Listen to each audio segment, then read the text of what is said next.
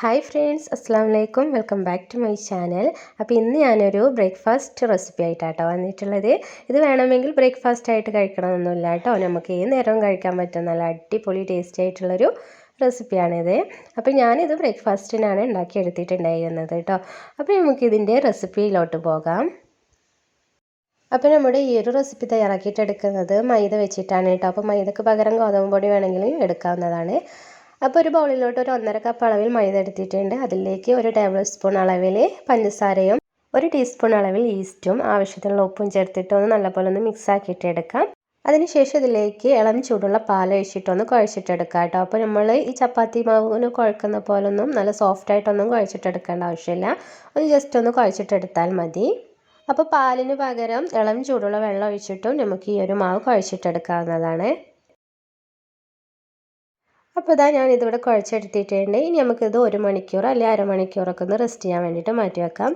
അപ്പോൾ നമ്മുടെ മാവ് കുഴച്ച് റെസ്റ്റ് ചെയ്യാൻ വെക്കുന്ന ഈ ടൈമിൽ നമുക്ക് ഇതിലേക്ക് വേണ്ടിയിട്ടുള്ളൊരു ഫില്ലിങ്സ് തയ്യാറാക്കിയിട്ടെടുക്കണം. അപ്പോൾ അതിന് വേണ്ടിയിട്ട് ഒരു പാത്രത്തിലേക്ക് 2 ടേബിൾ സ്പൂൺ അളവിൽ ഓയിൽ ഒഴിച്ചെടുത്തിട്ടുണ്ട്. അതിലേക്ക് 2 മീഡിയം സൈസിലുള്ള സവാള ഒന്ന് കട്ട് ചെയ്തെടുത്തിട്ടുണ്ട്. ചെറുതാക്കി അരിഞ്ഞെടുത്തിട്ടുള്ളതാണ് കേട്ടോ. അത് ഇതിലേക്ക് ചേർത്തെടുത്തിട്ട് ആവശ്യത്തിനുള്ള ഉപ്പും ചേർത്തെടുത്തിട്ട് നല്ലപോലെ ഒന്ന് വഴറ്റിയിട്ടെടുക്കാം. അപ്പോൾ സവാളയുടെ കളറൊന്ന് ചേഞ്ചായി വന്നിട്ടുണ്ട്. ഇനി ഇതിലേക്ക് ഒരു 4 അല്ലി വെളുത്തുള്ളി ചെറുതാക്കി കട്ട് ചെയ്തതും ഒരു ചെറിയ കഷ്ണം ഇഞ്ചി ചെറുതാക്കി കട്ട് ചെയ്തതും അതൊരു ടേബിൾ സ്പൂൺ എടുത്തിട്ട് ഞാൻ ഇതിലേക്ക് ചേർത്ത് കൊടുത്തിട്ടുണ്ട്. എന്നിട്ട് ഒരു 2 മിനിറ്റ് ഒന്നുകൂടെ വഴറ്റിയിട്ടെടുക്കാം. ഇനി നമുക്ക് ഇതിൽ ഒരുപാട് മസാലപ്പൊടികളൊന്നും ഞാൻ ചേർത്ത് കൊടുക്കുന്നില്ല. നമ്മൾ വീട്ടിലുള്ള മസാലപ്പൊടി മാത്രമേ ചേർത്ത് കൊടുക്കുന്നുള്ളൂ കേട്ടോ. ഒരു 1/4 ടീസ്പൂൺ അളവിൽ മഞ്ഞൾപ്പൊടിയും ഒരു 3/4 ടീസ്പൂൺ അളവിൽ മുളക് പൊടിയും കൂടി ചേർത്ത് കൊടുക്കുന്നുണ്ട്. വേണമെങ്കിൽ ഗരം മസാല പൗഡറൊക്കെ ചേർത്ത് കൊടുക്കാവുന്നതാണ്. ഞാൻ ഈ 2 മസാലപ്പൊടി മാത്രമേ ഇവിടെ ചേർത്ത് കൊടുക്കുന്നുള്ളൂ കേട്ടോ. പിന്നെ ഇതിലേക്ക് ചേർത്ത് കൊടുക്കുന്നത് കുറച്ച് ചിക്കൻ ഞാൻ മഞ്ഞൾ ഉപ്പിട്ടൊന്ന് വേവിച്ചെടുത്തിട്ടുണ്ടായിരുന്നു. അതൊന്ന് ചൂടാറിയതിന് ശേഷം ചെറിയ ജാറിലിട്ടിട്ടൊന്ന് ക്രഷ് ചെയ്തെടുത്തിട്ടുള്ളതാണ്. അതും കൂടെ ഇതിലേക്ക് ചേർത്ത് കൊടുത്തിട്ടുണ്ട്. ഇനി നമുക്കിതിലേക്ക് കുറച്ച് മല്ലിയിലയും കൂടി ചേർത്ത് കൊടുത്തിട്ടുണ്ട് കേട്ടോ. അതെല്ലാം കൂടെ മിക്സാക്കി എടുത്തതിന് ശേഷം നമുക്ക് ഫ്ലെയിം ഓഫ് ചെയ്യാം. അപ്പോൾ ഇത്രയേ ഉള്ളൂ ഈ ഒരു ഫില്ലിങ്സിനുള്ള മസാല കേട്ടോ.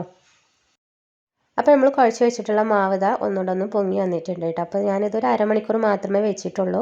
വേണമെങ്കിൽ 1-2 മണിക്കൂറൊക്കെ ഈ മാവ് നമുക്ക് റെസ്റ്റ് ചെയ്യാൻ വേണ്ടിയിട്ട് വെക്കാവുന്നതാണ്. ഇനി നമുക്ക് ഈ ഒരു മാവ് എടുത്തിട്ട് ഓരോ ചെറിയ ചെറിയ ബോൾസ് ആക്കിയിട്ടെടുക്കാം. നമ്മൾ ചപ്പാത്തിക്കൊക്കെ എടുക്കുന്ന പോലത്തെ ചെറിയ ചെറിയ ബോൾസ് ആക്കിയിട്ടെടുക്കാം.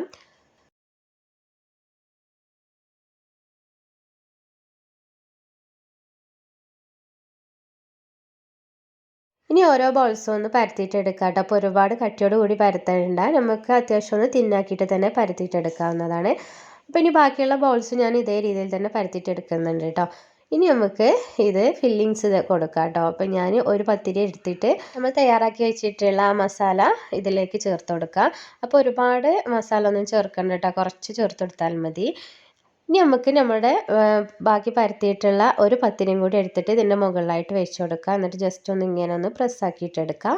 ഇനി നമുക്ക് ഇതുപോലൊരു അടപ്പോ അല്ലെങ്കിൽ എന്തെങ്കിലുമൊക്കെ എടുത്തിട്ട് നിങ്ങൾക്ക് എന്താണ് കയ്യിലുള്ളത് അതെടുത്തിട്ട് ഇതുപോലെ ഒന്ന് റൗണ്ട് ഷേപ്പ് ആക്കിയിട്ട് എടുക്കാവുന്നതാണ്. അപ്പോൾ നമ്മുടെ ഈ ഒരു ഇറച്ചിപ്പത്തിരിയുടെയൊക്കെ ഒരു മോഡലായിട്ട് കിട്ടും കേട്ടോ. അപ്പോൾ ഇറച്ചിപ്പത്തിരിയുടെ വേറൊരു ടേസ്റ്റാണ് ഇത്. അപ്പോൾ നമ്മുടെ ഈ ഒരു ബണ്ണ് കഴിക്കില്ല, അതേ ഒരു ടേസ്റ്റാണിത്. അപ്പോൾ നമ്മൾ ബണ്ണിൻ്റെ ഉള്ളിൽ ചിക്കൻ്റെ ഒരു ഫില്ലിങ്സ് കൊടുക്കുമ്പോൾ അതിലും കൂടെ ഒരു അടിപൊളി ടേസ്റ്റാണ് കേട്ടോ ഈ ഒരു റെസിപ്പി എന്ന് പറയുന്നത്. അപ്പോൾ നമുക്കിത് ഓരോന്നും ഒന്ന് ഷാലോ ഫ്രൈ ചെയ്തിട്ട് എടുക്കാം കേട്ടോ. അപ്പോൾ ഒരുപാട് എണ്ണയിൽ മുക്കിയിട്ടൊന്നും ഞാൻ അവിടെ പൊരിച്ചെടുക്കുന്നില്ല. അപ്പോൾ നിങ്ങൾക്ക് ഇങ്ങനെ മുക്കി പൊരിക്കണമെങ്കിൽ അങ്ങനെ ആവുന്നതാണ് കേട്ടോ. അപ്പോൾ ഞാനൊരു ഫ്രൈ പാനിൽ കുറച്ച് ഓയിലൊന്ന് ഒഴിച്ചു കൊടുത്തിട്ടൊന്ന് ജസ്റ്റ് ഒന്ന് ഫ്രൈ ചെയ്തിട്ട് എടുക്കുന്നുണ്ട്. അപ്പോൾ ഒരു മീഡിയം ഫ്ലെയിമിൽ ഇട്ടിട്ട് ഫ്രൈ ചെയ്യാൻ നോക്കാം കേട്ടോ. അത് പെട്ടെന്ന് ഒരു 2 മിനിറ്റിൻ്റെ ഉള്ളിൽ തന്നെ തയ്യാറാക്കിയിട്ട് എടുക്കാൻ പറ്റും. അപ്പോൾ നമ്മുടെ നല്ല ടേസ്റ്റി ആയിട്ടുള്ള ഒരു ചിക്കൻ ബണ്ണ് ഇവിടെ റെഡി ആയിട്ടുണ്ട്. അപ്പോൾ എല്ലാവരും ഇത് ട്രൈ ചെയ്ത് നോക്കാം കേട്ടോ. അടിപൊളി ടേസ്റ്റാണ് ഇതിന്. കുട്ടികൾക്കൊക്കെ എന്തായാലും ഇഷ്ടപ്പെടും. അപ്പോൾ എല്ലാവർക്കും ഈ വീഡിയോ ഇഷ്ടപ്പെട്ടാൽ ലൈക്ക് ചെയ്യാനും ഷെയർ ചെയ്യാനും കൂടെ സബ്സ്ക്രൈബ് ചെയ്യാത്തവരുണ്ടെങ്കിൽ സബ്സ്ക്രൈബ് ചെയ്യാനൊന്നും മറക്കരുത്. അപ്പോൾ ഇൻഷാ അല്ലാഹ് വീണ്ടും നല്ലൊരു റെസിപ്പി ആയിട്ട് വരുന്നതാണ്. അസ്സലാമു അലൈക്കും.